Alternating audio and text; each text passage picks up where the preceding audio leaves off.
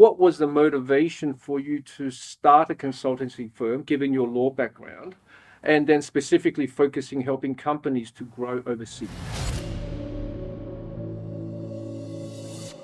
Great question. So let me tell you, I actually only became a lawyer so I could get into foreign affairs and trade. I wanted to be a diplomat from the time I was a little girl, and I heard somebody told me that if you did a law degree, it gave you a higher chance of them letting you in, so I did a law degree. And you did become a diplomat. I did. So it works for that, apparently. And so, look, I mean, I'm still hold a practicing certificate, but I spend most of my time not doing the legal stuff, but really doing strategy. And so the motivation for me was that I did my law degree. I did foreign affairs and trade. I went into the diplomatic corps. I switched out of that and went to the dark side and became a management consultant a few years later. And I essentially worked all over the world. And as I did that, I saw that there were all these incredible opportunities for companies to go global. At the same time, I realized that companies had no way of seizing the opportunities because they just didn't know what to do. There was this kind of big information gap in the middle. And I thought that was such a shame. And, you know, returning to Australia from overseas, I suddenly became really aware that what we were mainly doing was digging things out of the ground and setting it overseas. And that's fine as far as it goes. But we have companies that make amazing products, amazing goods, amazing services. And especially, you know, in the products area, we have these inventors and creators who are so good at what they do. But, you know, only a tiny fraction of the world, only Australia knows about their stuff because they don't know how to get it out there. And so, yeah, I reckon it's because people are scared. You know, it's like it's foreign to them. Yeah. The culture's foreign over there. The money, the exchange rates. There's so many factors. It seems hard. How do you set up a business there? So there's so many factors. So having your expertise to guide them through the various steps is really important. Well, look, our job is to make it as simple as it can be. You know, not to insult anyone, but you want to kind of break it down to paint by numbers. So you do this bit, and then you think about this bit, and then you think about this bit, you know, so it's not overwhelming. When we talk about the consultancy space, it is quite a broad space. Yes. And there's a, you know, and you generally, when you think consultancies, you think about the big four. Yeah. We're definitely not that, let me just say. Well, you know, the thing why I say that is that I can't help but wonder in terms of the consultants that do go into the big four, that starts consulting for various industries. I can't speak for all the industries, but I can speak for our industry. And my general feeling with consultants for our industry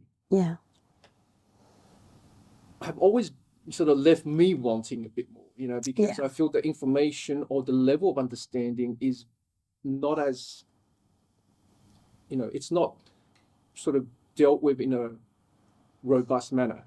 So everything's very surface driven. Yes. Yeah, it's quite fluffy. Is the word. And you know, I think one of our ex-employees joined the industry for a year and a half or so, and then he was joined one of the big four as a consultant for the industry, albeit junior consultant. Yeah.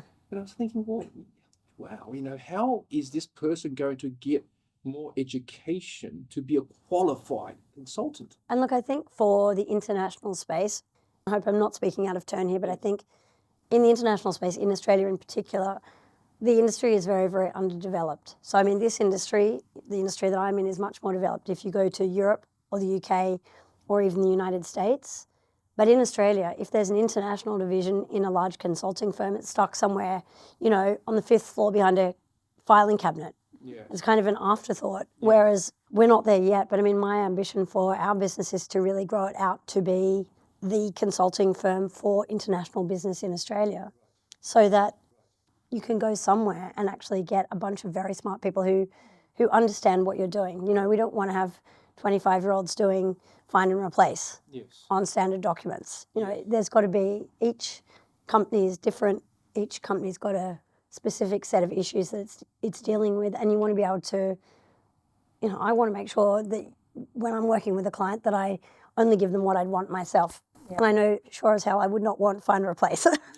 Yes. And how do you go about in finding the expertise and the knowledge base to satisfy your clients' wishes and wants or, you know, objectives? So back in the day, I would refer a lot, kind of a serial referrer. So, you know, whenever somebody came with a problem and I couldn't solve, or the team couldn't solve, we would refer it out. What we've started to do more recently is to actually build that expertise out inside the team. And so people will come quite frequently and say to me, can we collaborate? And so now instead of referring out, we look at people who come along with, we've had somebody who's joined our firm recently who's got massive expertise in distribution networks. And so we kind of looked at that person and said, you have the right expertise, we'll take you and put you inside the business. And so when people come and say, we need help to find a distributor, we send them off to that person.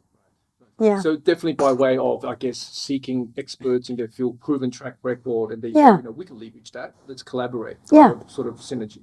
Absolutely. And so, you know, we have a model for international expansion. Over time, we will build that out so that we have somebody that fits in each part of the model. So we already have people who do marketing. We will look for more people who do international sales. We have somebody who can help with CFO advisory.